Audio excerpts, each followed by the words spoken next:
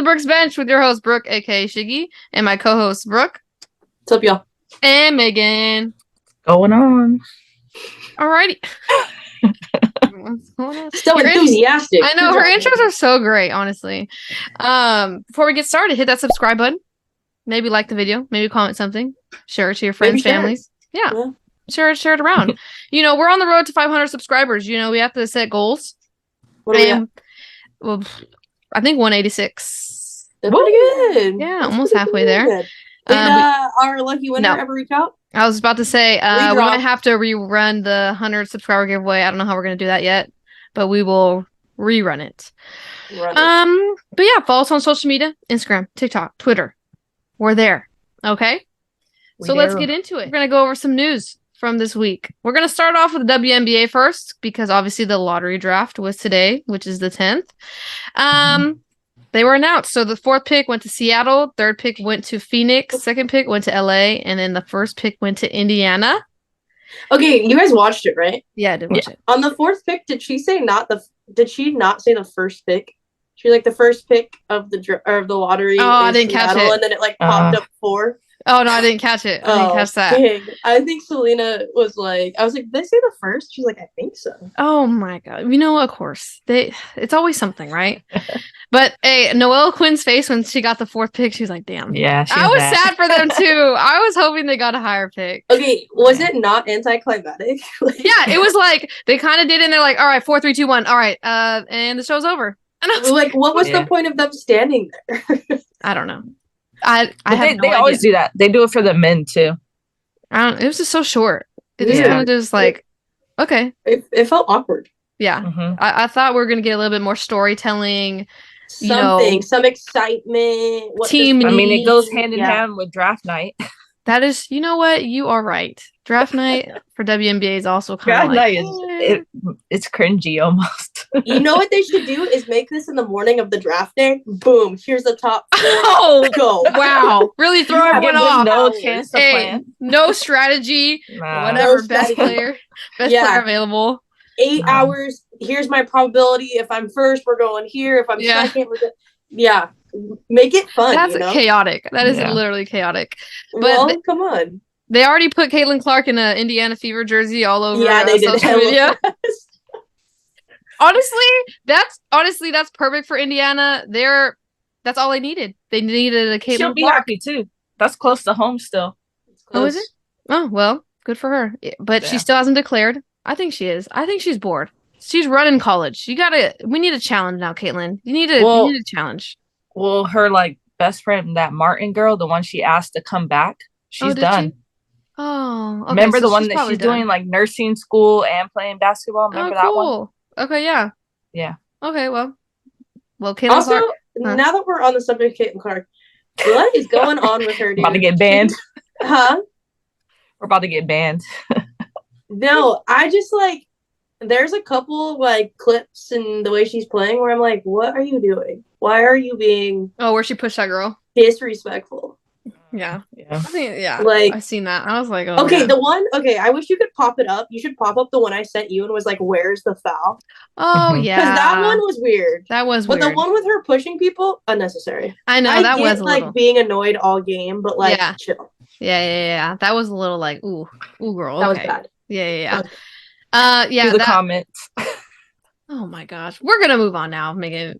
Just hush yourselves. Okay. Well, talking about Caitlin Clark, first D1 player in the history of men's or women's, scored at least 3,000 points, 750 rebounds, and 750 assists. Obviously, she scored her 3,000th point on December 6th versus Iowa State, and she actually got her first win over Iowa State. I didn't know that she never beat Iowa State till then. So, cherry on top of her story. Some other record breakers. We got Alyssa Peely, currently the only player in women's college basketball shooting 70% from the floor and 50% from 3. That was as of December 8th. And right now, Georgia Amore is the only woman in America. Okay, they really wanted to emphasize America to record 2 games with 14 plus assists this season. Then we got Paige Beckers.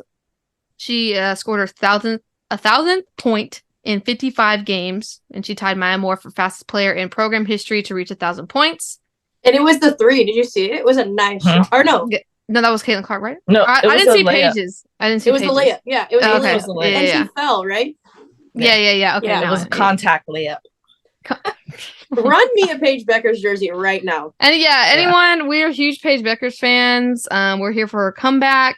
I'm here for it still. Over to sadder news. Katori Poole is no longer with LSU. I mean, I feel like we knew that was coming. It's just finally Mulkey decided to finally say it. And then also Haley Van Lith has been dealing with plantar fasciitis. So she was out today and it's going to be a lingering issue. So we don't know how long she's going to be out for. Another injury, Rakia Jackson. She could be coming back soon for Tennessee. And then Gianna Neepkins for Utah, which I don't think we touched on last video. So she's going to be out for the season with a foot injury, which sucks for Utah because she was doing super well. And I like Utah. They did pretty well against South Carolina. We'll get into that I do later. like Utah. Yeah. Okay. Over to the top 25 rankings week 5 recap. A lot of new people to the poll. First of all, these rankings, they just be throwing people in and throwing people out week by week. They're like, you didn't make the cut by. So new teams, we got Washington State, Creighton, Gonzaga, and then Penn State. One of the biggest risers, we got Texas. They're now ranked 5. I like Texas. We watched the Texas game. What was it, last week, Meg? Yeah. They're good. They are tough. I like them. Some of the biggest followers, we got Stanford down 6 spots, ranked 9. Virginia Tech ranked 15, and then UConn ranked 17. It's a trifecta of some of my 3 favorite teams just going down the poll. But Stanford, I mean, they did lose to Gonzaga, so I knew they were going to come down. I mean, Virginia Tech just keeps losing to ranked teams, so I mean, whatever. And then UConn, I mean, same. They're just losing to other ranked teams, so hopefully they picked it up. I liked how UConn played today, though. They played a lot tougher today, so good. Honestly, though, like, if Paige didn't like pop off for a second, they would have never figured it out. I know. Like, she generated all of that. Yeah. So one, they need to like. There's too many young people on the court at the same time. I think for UConn, like they're just scrambling around and like just going crazy. But also, I really like North Carolina. I'm like kind of a big fan ever since the South Carolina game. They're scrappy. So if I was the coach, they just don't have the scrappy. They get tired. They wear themselves out too early. Like, if I was the coach, I'd make them do some exhausting ass drills for like a whole week. Like, let's get it going because their scrappiness works. But then also, if I was on UNC, I'd be in the gym extra reps. Girl, you guys got to hit your shots. Like, if you would have hit your shots, it would have been a different story. But I also like this NC State team. I think they're they're up on the up and up. Yeah, I'm excited for NC State too. Okay, let's get into the upsets of the week. We got West Virginia upsets Penn State. Penn, sorry, you were here for 1 week, now you're out. 83-65. Dude, that's literally what's happening. Like, these unranked teams will beat a ranked team, they'll come in for a week, and then they're out the next week. So let's just be for real. It's still early. They're trying to figure out, like, testing the waters of who the top 25 are. Exactly. So we got JJ Quinterly, 22 points, 4 rebounds, 3 steals. And Kyle Watson, 15 points, 8 rebounds, 2 steals. And then also Jordan Harrison, 14 points, 9 assists, 6 steals, 4 rebounds. I don't think West Virginia cracks the top 25, though, but it was a good win. It was a good win. Not yet. Yeah. Then we got, this one surprised me. Washington defeats Washington State, 60-55. First of all, Washington hasn't been good since Kelsey Plum left. Kelsey Plum. So that was crazy. So we got Lauren Schwartz, 20 points, 3 rebounds, and then Hannah Steins, 20 points, 9 rebounds. Honestly, there weren't a lot of upsets this week, and there wasn't a lot of like big matchups that we're going to go over. Yeah. So heading into some anticipated matchups, we had Iowa versus Iowa State. We touched on it. Caitlin Clark hasn't beat Iowa State in her career until today, or not today, but until this week. So they defeated them 67-58. Caitlin Clark, 35 points, 9 rebounds, 5 assists, and obviously she scored her 3,000th point in this game. And then Kate Martin, 16 points, 4 rebounds, 3 steals. And then honestly, I forgot Iowa State was really good last year. Did you guys remember that? Because I forgot. I totally forgot about that. But they had a freshman, Audie Crooks. She's pretty good. 15 points, 10 rebounds. Me and Meg watched that game. And I was what team was oh my God, she's on Indiana now. Grace Bergeron. Indiana. Yeah. Oh, Indiana. I always get like Indiana and Iowa and Iowa State mixed up. Yeah. I get Indiana and Oklahoma because Who? they all Oklahoma and Indiana, they got the same colors, and you can't get OU mixed up with anybody. Come on. Oh, that's softball. I'm talking about basketball. Softball. I don't even think Indiana's good in softball. No, they might be. I don't know. Actually, I think they had a good little run. Yeah, I think they did. I'm gonna just retract that statement. Yeah, we're gonna retract that. Okay, over to UCLA. Ranked 2 defeats Florida State. Ranked 20, 95-78. Florida State kept it close for a little bit, but man, UCLA is pretty good. Like they're tough. I think this is the first time we really sat down and watched UCLA. Yeah, I mean, man, they got shooters, and then Lauren Betts in the paint for them. That's just great. like their ball dominant. Mm-hmm. Yeah. It just balances out because, I mean, first of all, she's already a mismatch. Like, how many? What is she, like 6'7" too? Like 6'7"-ish? I don't know. Yeah. But she's already going to be a mismatch. And then if they're 3, Charisma Osborne and Kiki Rice are hitting, I mean. But anyways, Lauren Betts, 22 points, 18 rebounds, 4 blocks. And Angela, Dugalic. That sounds good. 16 points, 8 rebounds, 4 assists. That's good. That's not what I would have said. Okay, well, we're going to go with that. And then Tanaya Latson for Florida State, 26 points, 3 rebounds, 4 assists. I feel like she carries Florida State every single game. And she's going to be good for them in the future. Over to Ohio State defeats Penn State, 94-84. You said you watched this game, Brooke? Or who watched this? I watched the Kentucky-Louisville game. Oh, Kentucky-Louisville. I didn't get to watch this one, but JC Sheldon went off 31 points, 5 rebounds, 3 assists, and then Cody McMahon, 27 points, 8 rebounds, 3 steals. And I feel like that's what we thought Ohio State was going to be. It's just these two popping off every game. But shout out to Penn State, though. They kept it within 10 like the whole game. They just couldn't get over that little hump, but it was the highlights of it. Yeah, they were led by McKenna Marissa, 28 points, 8 rebounds, and 3 assists. Ohio State, kind of a slow start. I think I had higher expectations for them. I think I just thought they would come out a little hotter. And then the last big matchup of the week, UConn defeats North Carolina. I know we thought North Carolina was going to upset UConn, but Paige Beckers, man, she came out with some passion. Like, she looked good today. And just UConn all around, I think, looked good. They pulled away at the end. But Paige Beckers ended up with 26 points, 2 rebounds, 3 steals, and Aaliyah Edwards, 16 points, 11 rebounds. I like Aaliyah Edwards. Yes. Yeah. Me and Meg. I like her. Yes. Me and Meg always talk about Aaliyah Edwards. I like the big on North Carolina, though, with the pink braids. She fouled out. I think I know who you're talking about. She did really well against UConn and was like hustling and pushing them around. Like, I think she's gonna be like a top watch, especially when it comes. I don't know how old she is, but in draft, whenever that may be, she's like she's up there. Yeah, I think I know who you're talking about. She caught my eye too. Yes. But we need to because I don't think we said it earlier, unless we did, and we just say it again. I don't remember the name you said, Megan, but on the Louisville team, she also hit her 1,000th career point today. Olivia Cochran. Cochran. 1,000 she hit points. that today, so shout out her as well. A lot of people hitting some milestone awards right now. It's kind of crazy. Like, I know Paige Beckers was hurt, and it's like she hit her 1,000th, and it's like she's also been there as long as Caitlin Clark. But like, man, Caitlin Clark has 3,000 points. Like, that's crazy. Yeah. Like, to put that in perspective. I know Paige Beckers went through injury, so that makes sense, but it's just kind of know. I want to take, like, I'm not going to do it, so if somebody else does it, it'd be lovely. But, like, take the amount of games that they both actually played.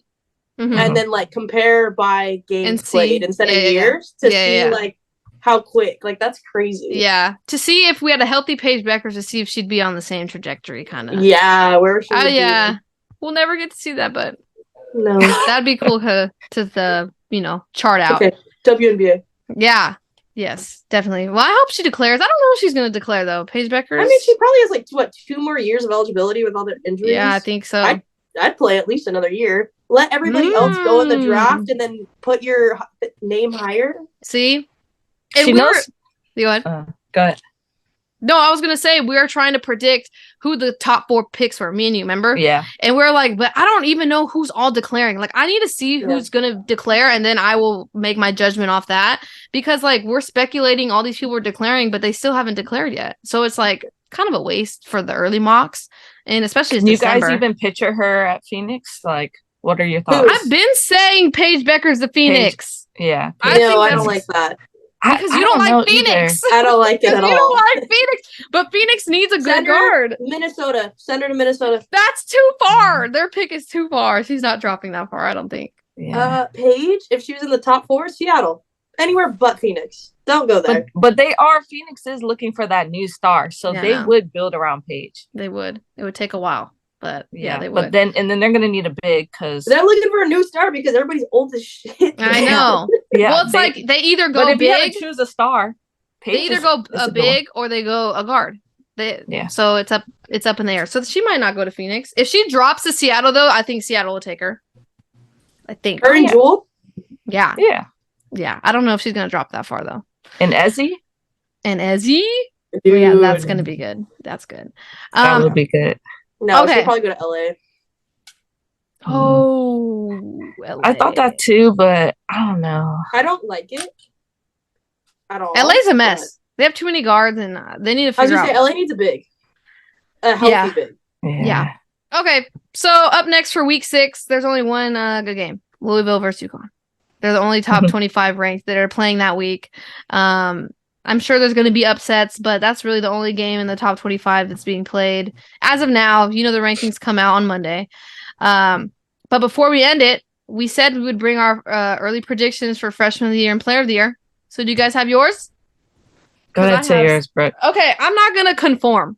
I'm not conforming to Caitlin Clark Player of the Year because that's a gimme. Let's think outside of the box. Player of the Year first, or we're doing Freshman of the Year? Oh, okay, we could do Freshman. Go for it. You're on it. Go for it. Player of the Year first. I'm not going to conform to Caitlin Clark because she's probably going to get it. So let's think outside the box. Let's bring some new names.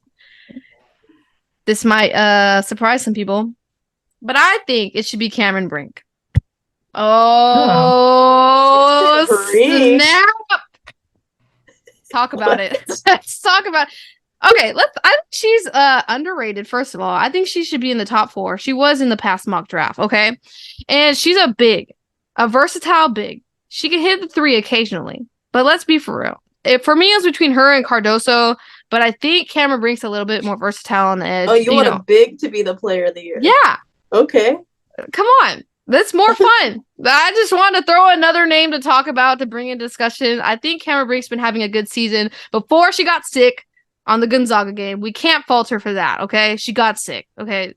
But it's just a name to throw out there. But we all know Caitlin Clark's probably going to get it. But I'm just saying, let's just throw the name out there. All right, your turn.